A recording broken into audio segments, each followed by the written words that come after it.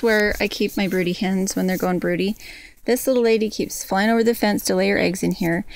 And then she goes out to scratch around in my garden. So she's driving me crazy. So she is going to be relegated to the brooding pen for now because I don't want her in my garden, and she won't. I clipped her wings and everything, and she just won't take no for an answer. She wants to lay in here. So I use plumber's tape to attach them to the sides, and they also kind of work as hinges if you put them in the right place. And I will give her food and water. The important thing is that it's dark, it's cool, it's quiet. And I will give her food and water in here, and it also gives her space so that she can get up off the nest and move around and poop. Because when they're brooding, they'll hold it for several days once they get towards the end, and she needs to be able to get up and poop at will and have a little space to stretch her legs, because for the first little while they aren't on the nest all the time. This is one of the chicken coops that I made out of pallets, and I had some old plywood that was like 15 years old. You can see some of the spots where it just started to kind of crack a little bit. But I made it out of pallets and old, so I didn't actually spend any money on this except for paint. I really wanted it to be cute, and I still need to paint the top, so how trashy is that? Anyway, this is how I close it. It's just a square shelving bracket. And then this just folds down if I can move their water. And that's how it closes. We do have foxes and raccoons in the area, and then I use hurricane strap. Most of my hinges are hurricane strapping, or they're leftover tires that I cut strips and make hinges out of them. And then my geese were in here most recently, so it's kind of nasty. But there's my laying boxes and my roost. I just ran a piece of wood there and then put a bracket on. And then I use feed sacks as their water repellent lining. You can just see, there you can see that it's made out of pallets. And then on the top, my sun's a little in my eyes, so sorry. There we go. And that just puts that there. And then I have, this is their window. It's just a little tiny pallet because I wanted them to have good oxygen. But it's small enough that no nasty animals can come through. And I use this for a brooding house, or for the bat. I have 2 roosters, so they have to be kept separate about this time of year. And this is where I keep my smaller Banty batch. And these, I make my rabbit hutches out of these, and I make fencing out of these. And what I use is hog rings. You use a special set of pliers, and you close these little clips, and it works really well. So my rabbit hutches and some of my little fences are made out of that. And then over the top I put bird netting, so that for the first 2 weeks you can't let them out. It takes them about 2 weeks to learn that this is home. And so I had to make sure they can't fly out, or else I'll have to catch them again. Then after 2 weeks they can go free range, and they'll come back to their own house.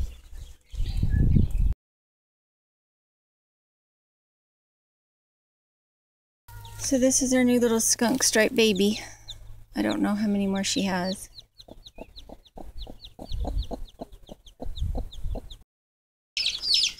Okay, so we just went and got some chicks. Our rooster, well, our Banty rooster is doing his job great, but there's something wrong with our barred rock rooster. He is acting like a hen, and he is not interested in reproduction. And that is how we get our chicks for the year, is from our barred rock rooster. So we went and got a whole bunch of roosters. They come free when you buy a bag of feed, and it's a marketing ploy that Firth Mill uses.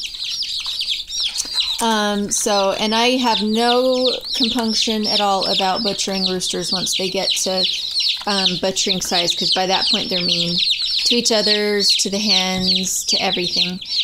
So we'll see how this goes. I have a broody hen right now. My light Brahma is broody, and so I'm going to put these guys underneath her. And for now, I always give them food and water if I buy chicks before I give them to my mama hen, because that way, if she decides that they're cold and she sits on them, I know they've already eaten. And anyway, So when I go and put them under the broody hen, then we will show you how we do that too. And if I don't, if my hens are going broody really well, then I don't have to buy any. And by the time the chicks are about 6 weeks old, I sell them for $10 a piece. And by the time they look like hens, I sell them for $15 and $20 a piece. So they make pretty good money for us since they're free range.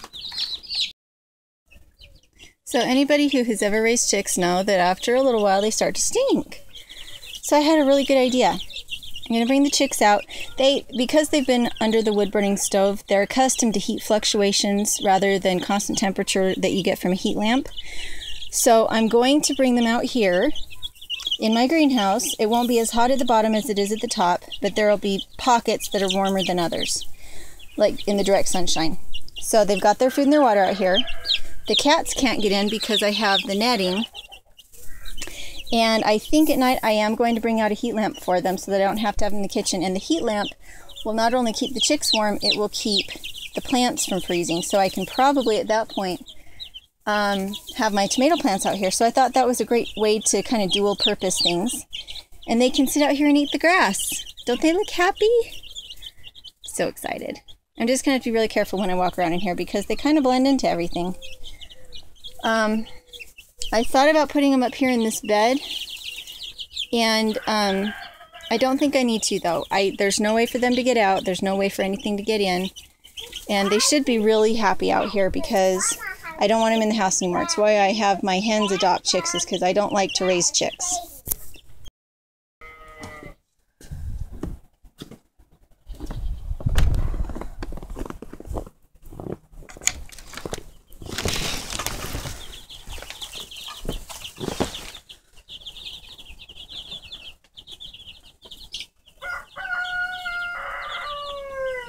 So it is probably about 50 in here right now.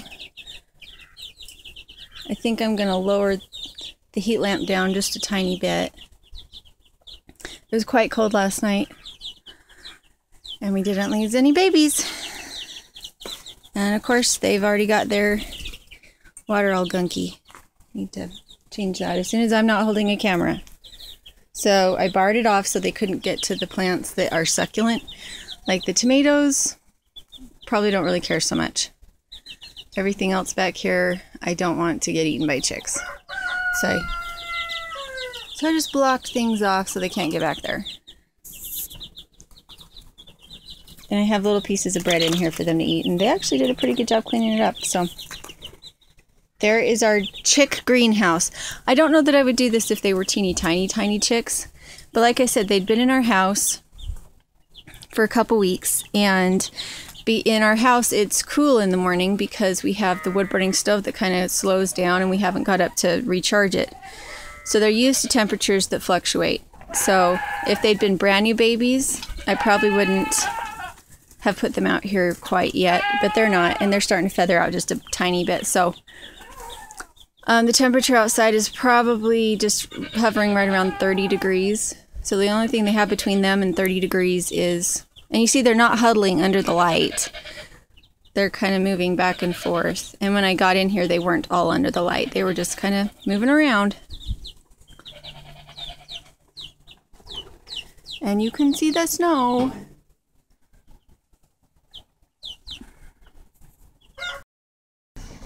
This is a little Banty chick that got hatched out in the front. And last night it was cold and not moving except just a tiny bit. So I put it back under the mom. This morning it was once again out, not moving, except for a tiny bit in the wings. It looked dead. But it was moving just enough, so I brought him in here. I mean, it looked dead. Brought him in here, put it in the oven, not the warming oven, the oven of the wood burning stove, which is still going, and closed the door most of the way. And now he's up and moving. So that might be a trick for somebody. A baby that just needs to be warmed up a bit.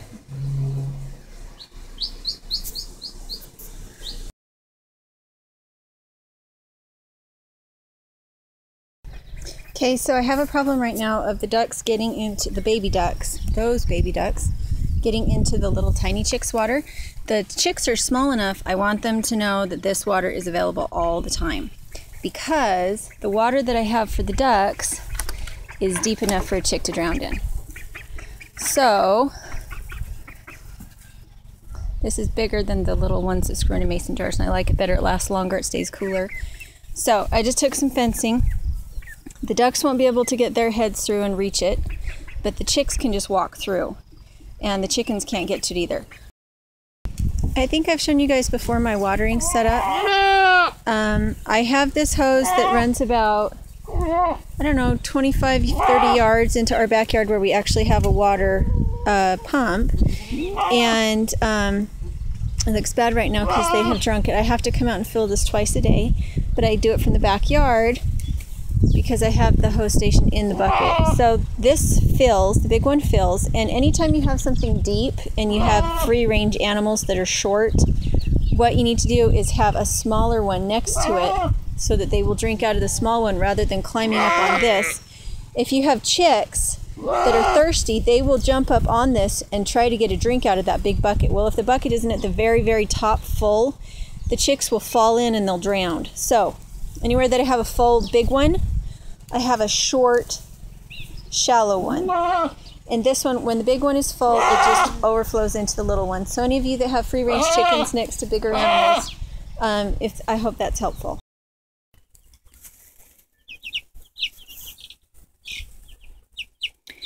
One thing you have to be careful about with open containers of water is that I've had chickens drown before because they got in there to get a drink. I'm not exactly sure what you're seeing. Can you see the water bucket? So I'm going to need to put a screen or something over the top so that I don't have babies falling into it and drowning. The other problem is if you have very small children, if they fall into it, then they're down head first and they can't get turned back around. So small children can drown too.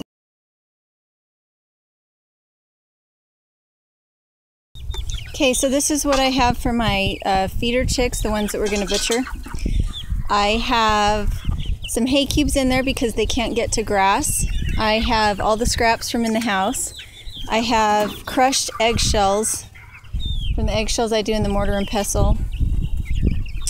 What else? And then I cracked corn. My animals do not like corn, and so I have to crack it for them if I want them to eat it. I'm out of wheat right now. They prefer wheat. And that's what and then I milk, if I have extra milk, which I do always. Like I just milked Athena and she gave me about half a gallon. So I put about 1/3 cup of vinegar, white vinegar in it to curd the milk, and then I pour the milk in and it just gives them some extra protein. And that is what I feed them. And they actually look pretty good.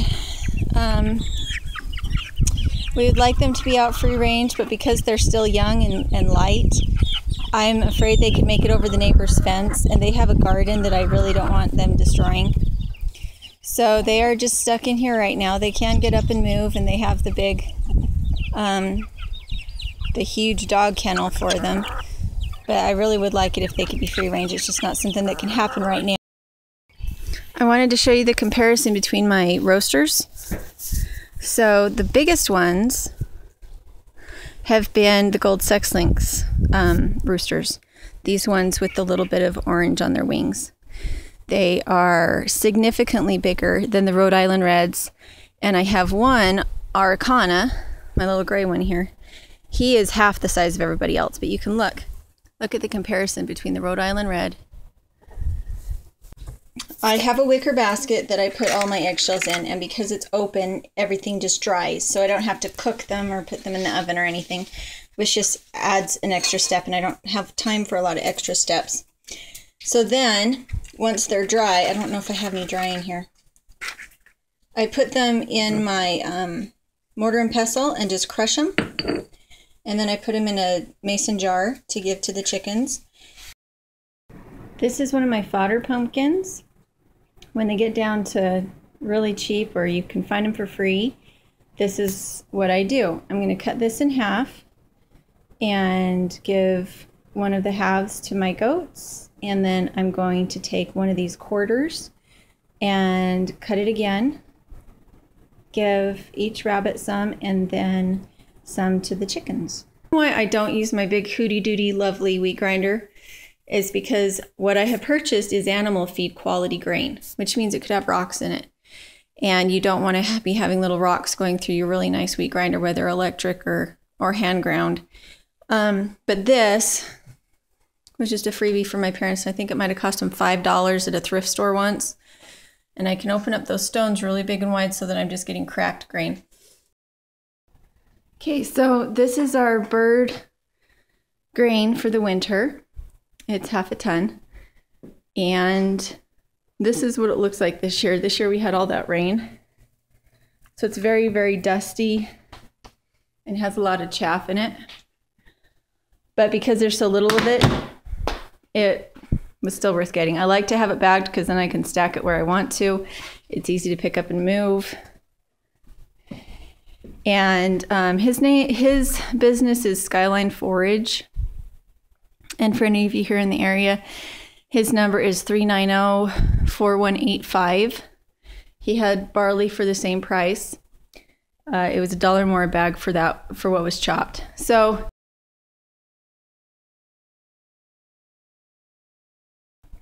well, Chanticleer was out here doing his little daddy noise, and darn it, I missed it.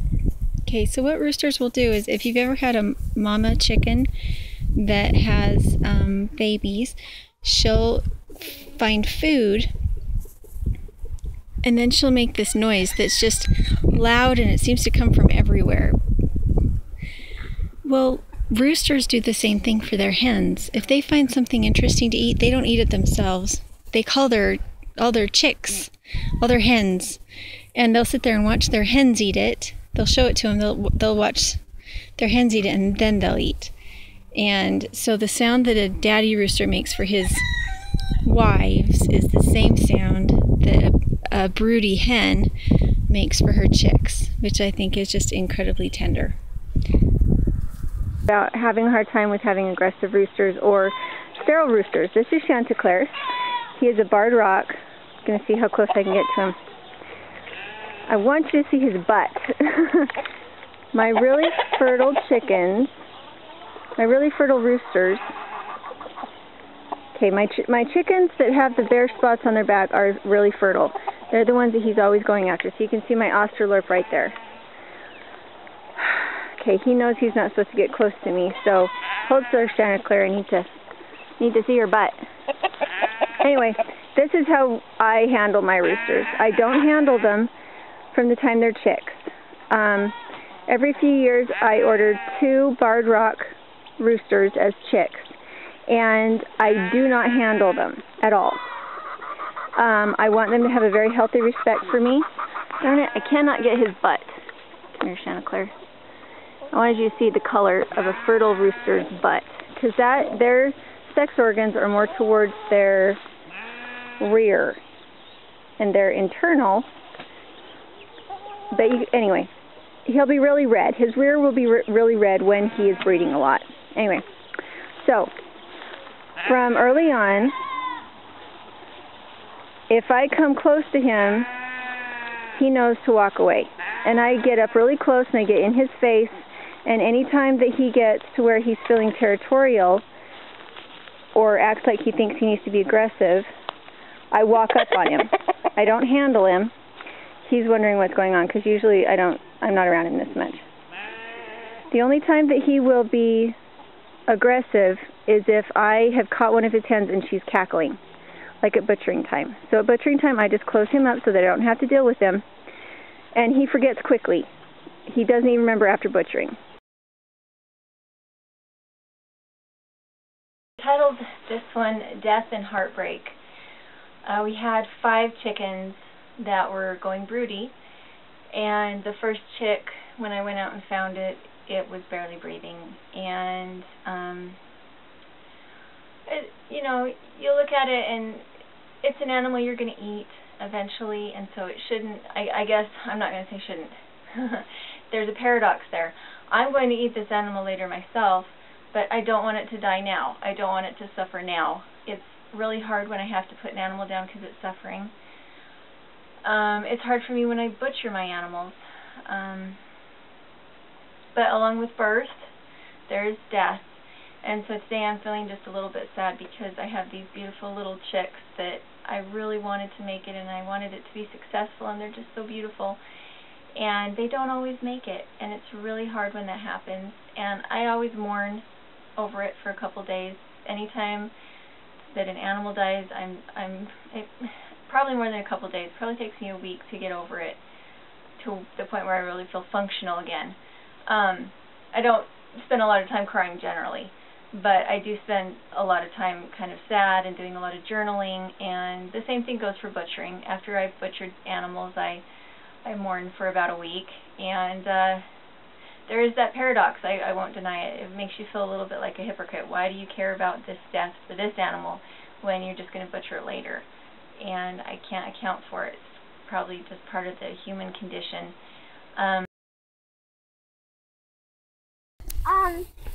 So the first one was the little black rooster, and then the second one is this one. We're butchering. And so tell me how you caught them. We caught them both by the tail. And these are really wily little buggers. These little bantams. They were raised by a mama, and so they're very swift and shy. But they're definitely roosters. The way you can tell they're roosters is that the hair or the feathers on their neck are very long and thin, whereas the ones on the hens are short and fat. And the mom used to be friendly, but now she's wild like them. So we're gonna go ahead and butcher these. Good job, my girls are amazing chicken catchers. Because these are stinking hard to catch, and they caught them by themselves. And then what did we put on their feet? Zip ties. Zip ties. Why do we do that? Because they have to not move. Because if they get off the string, they can't run away, so we don't have to catch them again out in the open, right? Yeah. And why do we butcher them up in the front yard instead of in the backyard? Because it's easier. That, and do we want the other chickens to see them die? No. We don't want the other chickens to be scared and to see them die. So we don't want to stress them. Instead of using a killing cone, we use the string. And it's just easier for me to be able to walk along and cut heads off rather than worrying about that. And it's really nice to be able to do it under the tree because it's cooler. So we're going to go ahead and butcher these ones. And then I'm going to have the girls pluck them. So we'll take some more videos in a second. Before I go get the chickens, I have the water boiling. It should be just under a boil, a nice little simmer. And it has to be that hot for each of the chickens. When you do your chickens, you need to have the little garbage catchers in the bottom. You do not want, see if I can find my other one. You do not want anything going down that sink from those birds, because your feathers will clog the sink. So make sure you have those in there. You want one big bowl for innards and another bowl for gizzards and heart and liver, whatever the innards you want to eat. I save the feet, and I will show you how to dip them in just a minute. I have a laundry basket out here, and what I'm going to do is I'm going to walk along and cut their heads off. It would seem easier just to cut their throats, but sometimes you don't get it quite right. So if you just cut the heads off, it seems pretty certain they're dead at this point.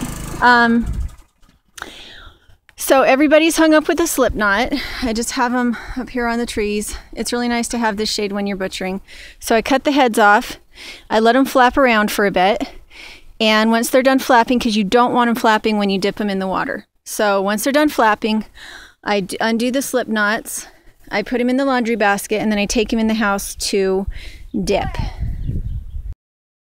Okay, so after the birds stopped twitching under the tree, I was stupid and I didn't move the basket. I had it under when I actually butchered them, so sorry for the bloody basket. You want a really deep pot. If your pot is not deep, then your water will overflow when you dip them. You want it to protect your counters and your stove and everything. And if you take it outside instead of leaving it on the heat, then it cools down too quickly. You need it to stay the perfect temperature. So I'm going to show you on the Banty. Oh, I should have started on a lighter colored bird. So what you're doing is trying to get those feathers all wet. And if you leave it in the water for too long, it starts to cook your bird. So the hardest ones to get are the ones on the legs. So there's one done. You want to get underneath the feathers, but you don't want to cook them. So I will try this on a lighter bird. Hopefully you can see better now. Okay, so I'm swishing it around and pulling it out. And the reason I swish it around and pull it out is so I can see just how much saturation there is. It's hard to see your saturation if it's in the water. So those legs need done just a little bit better. And that's how long it takes. It's seconds, not minutes. So, and here's a bigger bird. They are a little easier because at least you can put them down in the water. But again, you have to make sure every single part of them gets hit, because the part that doesn't get hit is the part that's going to be really, really hard to pluck. And when you're having to get the help of children, it's really nice to have it be easy for those feathers to get plucked. I do most of the plucking, but the girls are coming along pretty well. So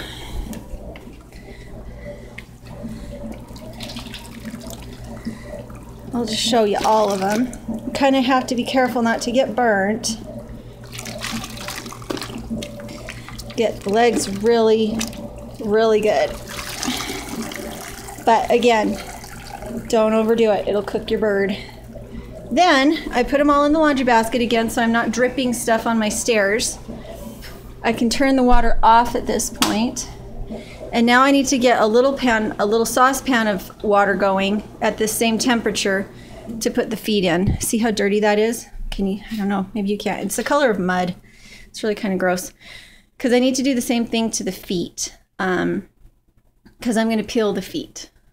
So I'm taking these outside, rehanging them in the spots that they were, and we're going to pluck them. Part. I don't think it's that bad. As long as your water is not too hot. Yes, then the skin will end up cooking rather than relaxing. And then it tears. This is what happens, right? Can you see it right there? If you do it too hot. So it needs to be just under a simmer. Come on, Kaya, what are you supposed to be doing? Come on. This is where Go take your coat off and come back out. I see that it is distracting you. So feathers end up building up on your hands and you'll end up with a glob. Let's see if I can get this to build up. Okay, so pulling, feathers will end up building up. You cannot get those off. And so that's the frustrating part. You don't end up with any.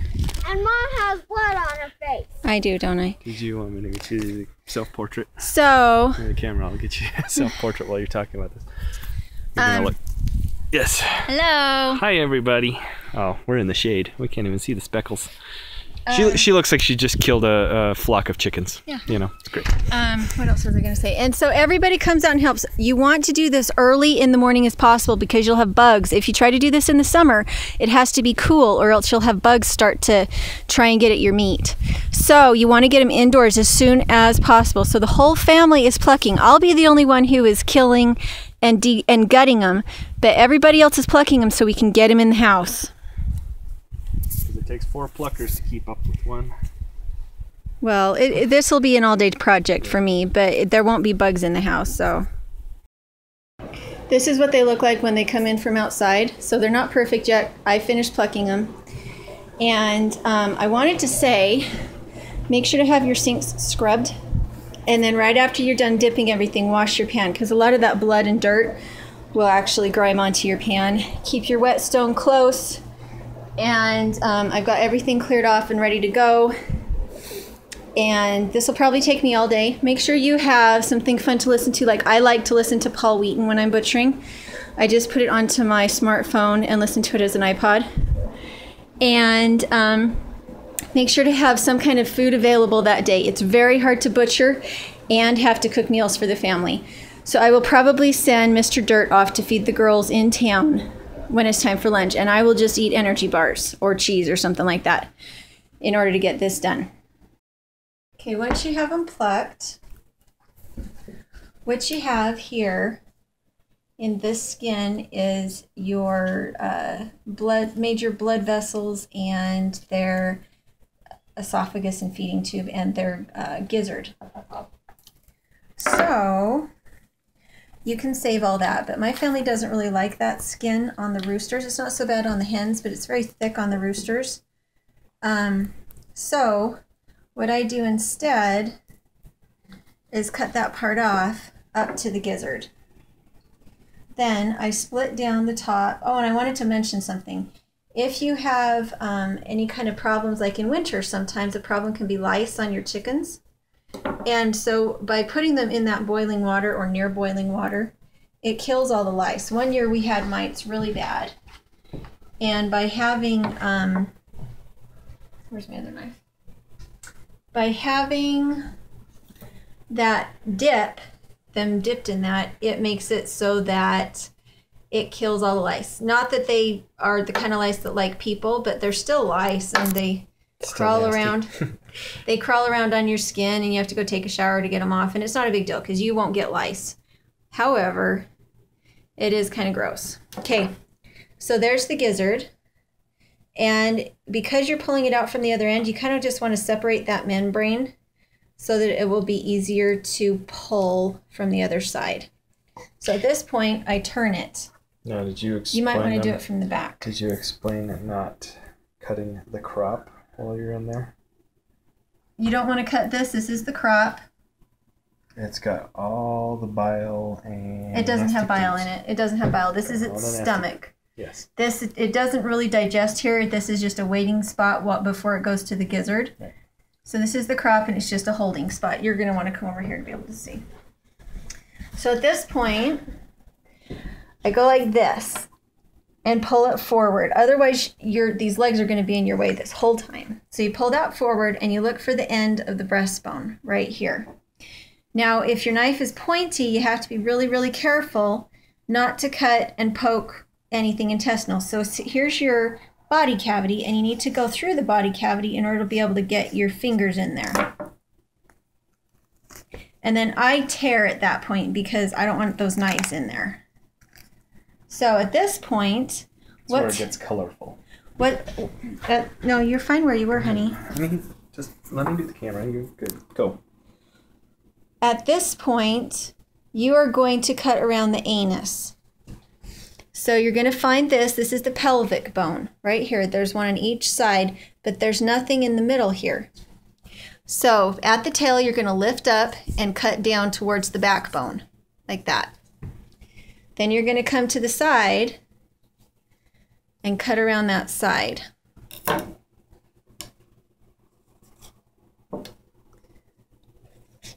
Okay, so now I'm inside that membrane. And now you can see this is the colon. This here, this white thing that my finger is looped under. This. But you don't need to touch it. And you have to watch very carefully that you don't puncture it, and you're going to cut towards the backbone. Okay? Then, it's harder if you have big hands to do this. You reach up, and there's no way for them to see this. Mm-hmm. What you're reaching for is to pull everything down and out. And watch the crop. So because I pulled that away, I loop my fingers through the intestine and that pulls out. See, there's the crop right there. Now what I have left in here is the, what's this called? Windpipe. Esophagus? Well, the esophagus, isn't that the part that is the vocal? Windpipe. Anyway. So then I have to reach and pull this one out. This one is always quite stubborn. So usually I leave it the last.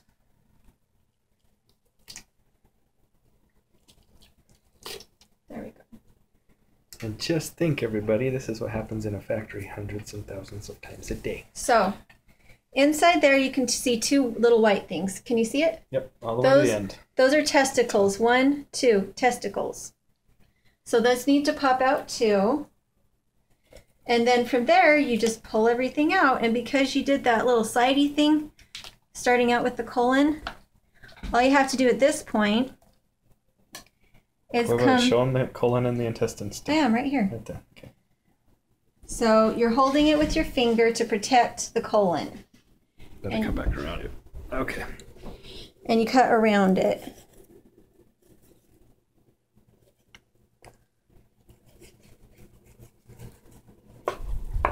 And that's it. So now you find the heart, pull the heart off. If you want the liver, this is the liver. Sometimes I pull the liver off, sometimes I don't. You want to be careful about the bile right here. Right here. You don't, the green thing. Green thing, yes. And then the gizzard. So this is the other half.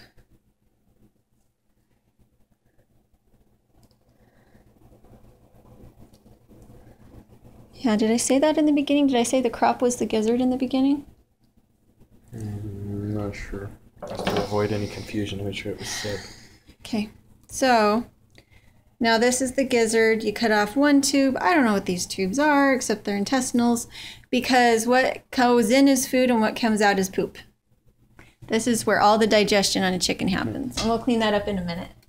So at this point, this chicken is finished, except for the Pope's nose. So you come and you hold. Which is not the tail, it's the little point above it. It's just an oil gland. And if you leave it on, apparently it taints things. Makes everything really nasty tasting. So that one is finished. Okay. Ta-da! Okay, I think you can turn it off. Looks tasty, huh? I think you can turn it off. I don't know. So we're ready to do the legs. When you do the legs, you don't want it to be boiling water. You want it to just be staying warmish. So I turn it to low, and they can only be in there for just a second. So honey, grab me a bowl. Grab me a big bowl. No, a big bowl. Big. There's only a little. Hand it to me, please. Okay, when you put them in, they can only be in there for just a second. If they're in for longer than a second, it will cook them. I thought you were making pea soup. Nope.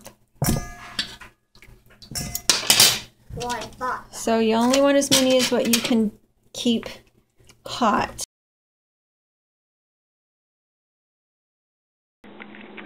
Okay, this is me showing you how I do my bone broth. So last night, this is one of our chickens. You take the carcass after it's been in the fridge all night, and you pour cold water in your pot and save all the fat and everything on the bottom. This is celery from our garden. Actually, this one is from my mom's garden that we just put in little packages and freeze, and then I will strain it out when it's finished. And what I do is I put 1 onion halved and salt, and then about a 1/4 cup of apple cider vinegar, and a couple of cloves of garlic, and 1 carrot. And I let that simmer for several hours until I'm ready to make lunch. And about 45 minutes before I make lunch, I come in, I pull the carcass out. I'm going to pick all the meat off, put it back in. I've strained out all the veggies. Those go to the pig because all their nutrients have gone into the soup now. And then I add a new batch of potatoes and carrots and onions and garlic and let it cook for about 45 minutes, and then there's lunch. And then I take the carcass, the bones, and I put them under a tree or something. So it's not in a compost pile, but it is still adding nutrients to the soil. I mean, if you've ever heard of bone meal, you know, why not just take a carcass and put a little mulch over it and let it deteriorate. So there we go. There's bone broth.